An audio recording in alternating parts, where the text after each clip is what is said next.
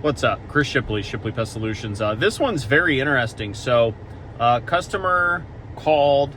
They have wood frass showing up on the inside of a hallway. Most people think wood frass, big ants, or black ants, carpenter ants. So I show up. I find the wood frass pile. I go out. There's an adjacent shed attached to the house, and there's a little bit of a gap, and there's a moisture issue. And I walk out, and I find Acrobat ants. This one is interesting. So I'll show you up here. A customer was having sawdust inside their house. So the house is on the other side of this. This is kind of a little shed they have attached to their house. Kept having sawdust piles they've been sweeping up. As you see here, there's more sawdust, and up there, we'll zoom in. As you see them, all those ants moving across, they're there in the corner. They're going all the way across this beam. All the way across this beam. As you can see, there's some water damage. And so the customer's aware of that, but there's water damage here. Those are Acrobat ants. So Acrobat ants, anytime you have ants above the first level or above grade, it's because of moisture. And there is some moisture issues here.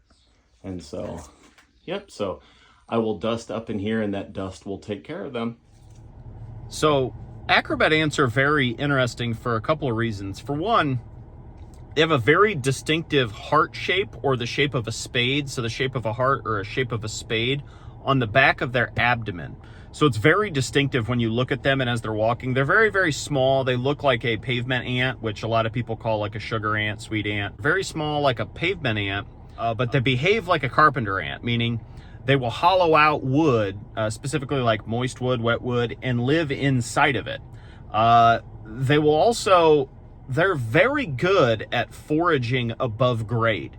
So anytime, like I find Acrobat ants that I interact with them, specifically they are above grade in a house or along a house somewhere, whether it's an egress window, a skylight. In this case, it was a shed that was right next to the house. And so they're very good at finding food and water sources above grade.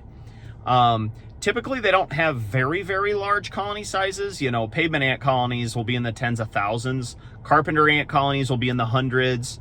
Acrobat ant colonies are going to be around that size too, in the few hundreds. They appear to, I'm not an entomologist, but just from my anecdotal interactions with them over the years, they appear to forage on things and conduct their activity in a very specific direct colony pattern. Whereas like carpenter ants, a lot of times they'll forage, they'll go out, they'll forage 50, 80, 100 yards sometimes for food. Acrobat ants tend to stay very, very close to their food source. And when they do find that food source, it's kind of an all hands on deck scenario, meaning, they find a food source, they all switch on it real quick.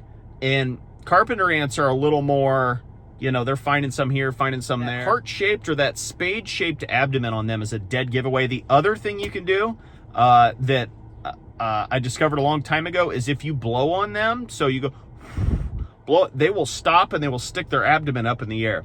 It's kind of a, just kind of a neat little trick you can do sometimes if you're like, I don't know if those are pavement ants or if those are Acrobat ants.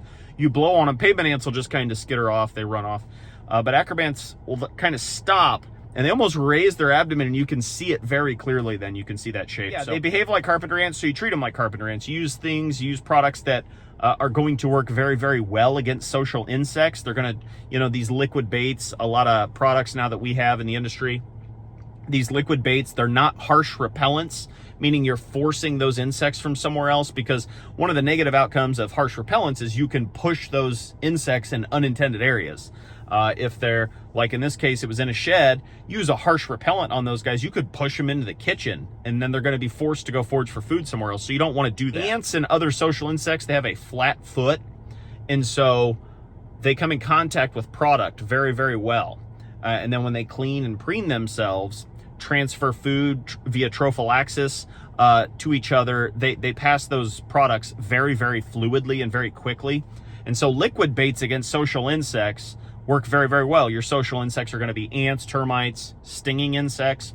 So in this scenario, I used a dust. I used a dust in that void. It's in a shed. It's out of the way. Nobody else is going to come in contact with that. I could dust that upper area along there and back in those voids. That dust is going to work very, very well. It travels very well into those voids, and they will pick it up and they will traffic it themselves. And so dust can be very, very effective against social insects like that. Dust works very, very good against stinging insects. The little shower head nest, you blow a little dust on there, even like 7 dust or something. You know, I used Tempo in this scenario, but there's numerous dusts on the market that you can use that are very, very effective against social insects specifically. So, but yeah, Acrobat Ants, very, very cool. I interact with a handful a year. I mean, I might get 6 to 10 a year, you know, so maybe 1 or 2 a month during the busy season here. They're not very common. They're fairly rare. And every time I see them, I'm always kind of like, huh, that's pretty cool, because they're always above grade in a skylight, you know, like I said, skylight egress window. I've had them in attic spaces before, directly adjacent to 2nd-story bathrooms.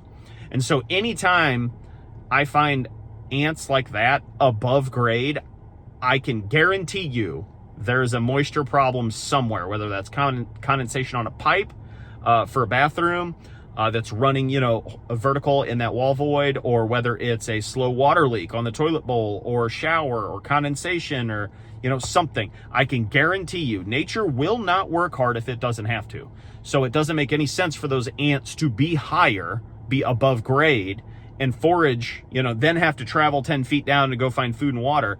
No, Mother Nature's very efficient. They're going to set up shop next to one, either food or water. And if they can set up shop next to both, that's great. Every time I run into them, very distinctive. That heart shape, that spade-shaped abdomen is very distinctive and very obvious once you see it.